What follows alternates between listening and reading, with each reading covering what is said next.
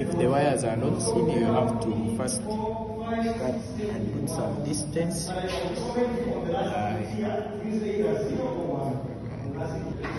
Here you first cut, you remove them. This using our cutter.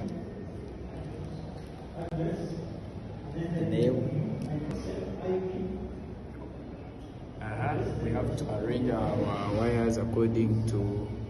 We begin with the first remove them because they come fixed. After arranging, you have to fix them. And after fixing the wires, you bring the tester.